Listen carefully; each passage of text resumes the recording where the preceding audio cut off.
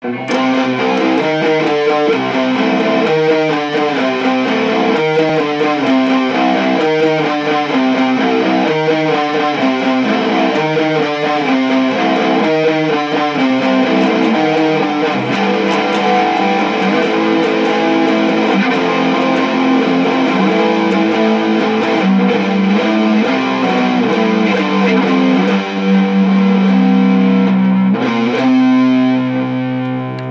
YouTube Digidestined and Tamers, welcome to my channel. I am your host ZeroMagnumX, and today we're going to take a look at the deck that I used in a recent video. I called it Omnimon Blue, but I think it's much more comprehensive than that. So I'm going to go on a little segue here for everybody. Sorry if that is disruptive before we get to the deck, but I like to help people understand kind of where I'm coming from, especially with a brand new community. Hello everybody who's joining for the first time, and welcome back my previous subscribers. What I want to say is that I have some critiques of the Digimon TCG game, and maybe that's another, in the way it's played, and maybe that's another video entirely, but I want to touch on it in this video in particular, and then get to the deck. Because the critiques will help explain the deck. If you need a little bit of my background, I've been playing card games for, let's see, I was 13 when I started. I'm gonna be 35. I'm old, man. I'm old. But I love card games. They are a way of relaxation for me. They allow me to keep my mind sharp. So, yay, card games. Anyway. So I played for a very long time, and one of those card games I played it until its death, Kaijudo, and it's a very similar type of game when comparing it to Digimon. And I spent a lot of time and a lot of focus, probably more than in other card games that I've played, by comparison. So, one of the things I've noticed in Digimon, and again, this is the critique, and then we'll get right in the deck profile, and the critique will explain the deck, is that a lot of people are playing their decks kind of in a one-trick pony fashion. The Omnimon decks are playing a bit to get to a certain line, to maximize that line, and play within the realms of that line. And that's good to start with, but I feel like decks are less comprehensive and adaptable because they're more linear. And I understand that maybe not every deck can be stretched to be as comprehensive, but I feel like you might want to consider making your deck as comprehensive as possible when testing. So my deck's kind of different because of that, and you may have seen it in the video if you've watched it. If not, please go check that out, and you'll see it in the deck profile here. Our Digitamas are pretty much the same, and sorry about the crudeness, I only have a black and white printer, but like Wanyamon, I think that's how you say that. If your opponent has 2 Digimon with no Digivolution sources, it gets 2000 DP. This is just kind of the backup one. These guys are, when attacking, if your opponent has no Digimon with no Digivolution sources, draw a card, and it's like once per turn. This is the main card we want to go after to keep our card draw up. Alright, and we're going to get to the main deck, the meat and potatoes, if you will. Gabumon, when attacking, remove 1 evolution source from the bottom of one of your opponent's level 5 or less Digimon.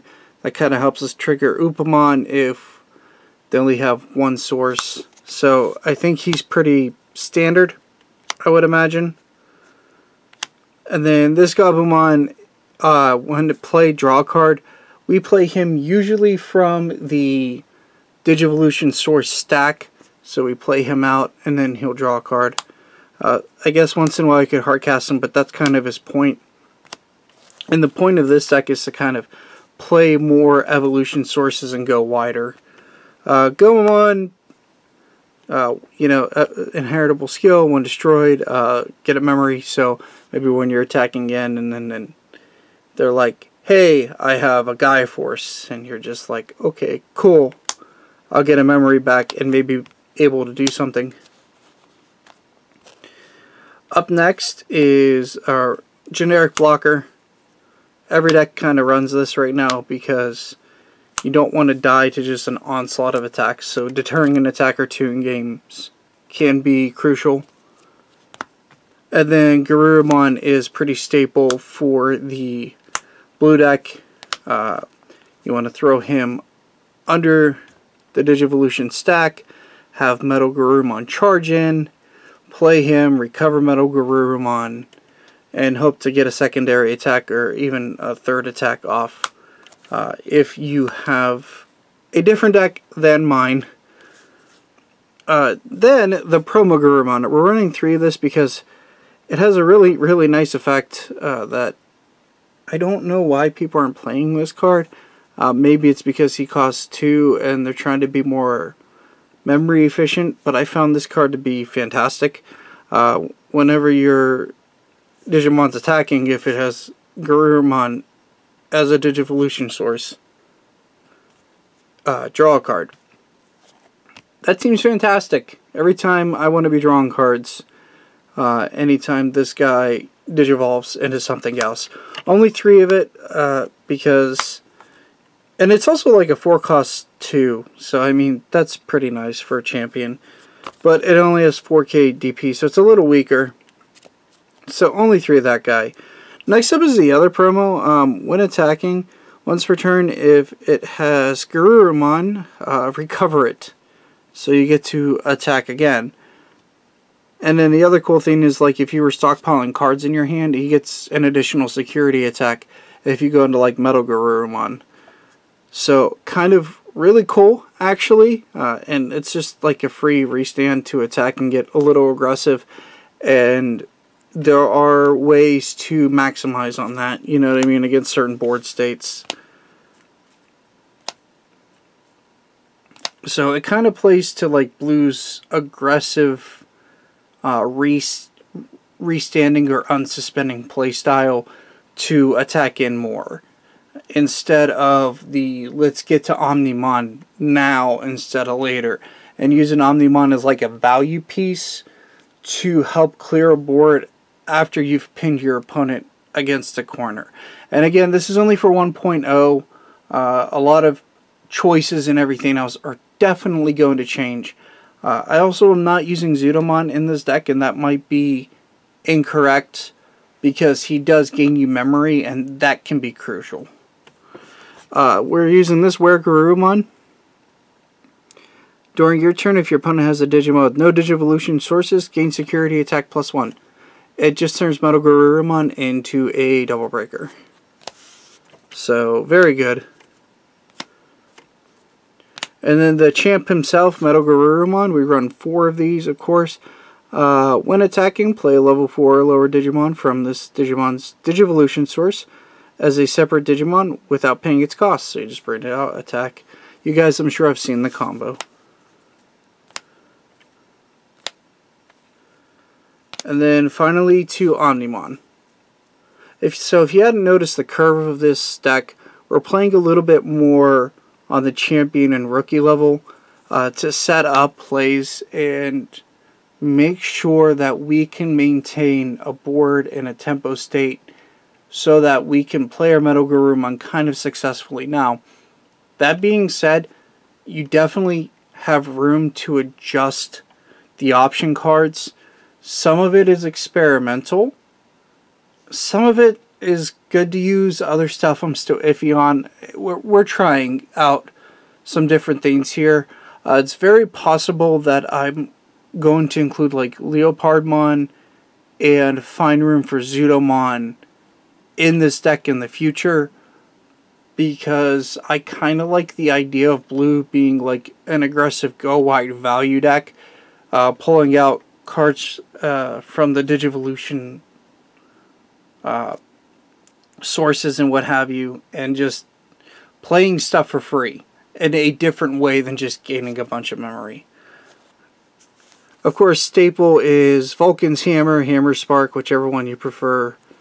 Gain a memory for 0. Good card's good. This is kind of a techier card, the V Nova Blast. It gives one of your Digimon jamming. So this plays to the aggressive style of the blue aggro deck, where you want Metal Garurumon out, and you're going into your turn, and you're like, okay, hopefully he survived. And that isn't always the best thing in this game, especially, but just as an example, then you can slap this down, or you were lucky enough to have like 2 Hammer Sparks, and you throw this down on Metal Garurumon, and he can go to town and have jamming, and you don't have to worry. For Matt, because he's Matt, I feel like this is pretty standard. You want your tamers to be maxed out to push you back to memory. There's even an argument to run Tai as well, and then turn these into Gaia Forces instead of Kokaida's Breaths. But I haven't explored that as strongly, but I could see that being an avenue where you're just running 3 Gaia Force. Maybe even Matt becomes Tai instead. I'm not entirely sure. I mean, it's neat to remove sources, but really you're just running it in these cases for the extra memory buff. Anyway, like I said, I feel like the way this deck is going, it isn't there yet. That it'll adhere to a more comprehensive gameplay instead of what I would say is like the one-trick pony type of deck, where it's a very linear game plan where you're like, this is your laser focus like this, but if decks get around you, you may not end up on top of victory. Blue Omnimon will be the best deck coming out of set 1.0, I'm sure. But we're in kind of a weird crossroads and a weird in-between, because we also have stuff from what looked like set 2 and set 3 kind of intermixed. Maybe it's just set 3. But I think there's a couple of set 2 cards, and that might sway the way a deck is played in quite a major way. So that's something to consider, that we will have a different metagame from what the Japanese metagame looked like. So we might have to play around with some options quite a bit more than before. I hope you guys like this. Like I said, the goal is to play more comprehensively, not rely on Omnimon, but still try to get to Metal Garurumon, still maintain some good draws in that, so you can get to Metal Garurumon and kind of play it and keep it light on terms of clogging and getting too heavy of hands. So you're not bricking and having a hard cast and giving your opponent like a million memory. That was kind of the goal of building this deck, that it did not want to give out too much memory. It wanted to stay kind of low to the ground, going wide, and forcing the opponent to kind of match you. Kind of like the Rookie Rush mindset, but not as much on the Rookie Rush side because of the blue rookie options. So hopefully you guys like it, and hopefully I'm helping you out. Maybe I'm getting the gears turning and stuff like that. If you liked any of my content, please subscribe. I appreciate it. I put this stuff out casually. I put this stuff out as free information. I put this stuff out as free videos because I enjoy making content. I used to make some kind of money from Vanguard way back. I don't anymore. And the channel is just kind of a hobby thing now for me, and something to express my hobbies and give you guys information. So if you're here, thank you for watching the whole video. Stay tuned for the next one. Let me know in the comments if you want the purple deck shown, and we can help you with that. I mean, I'd be happy to showcase it. I just want to know what's wanted. And stay tuned for the next video, and take care, guys. Later, everybody.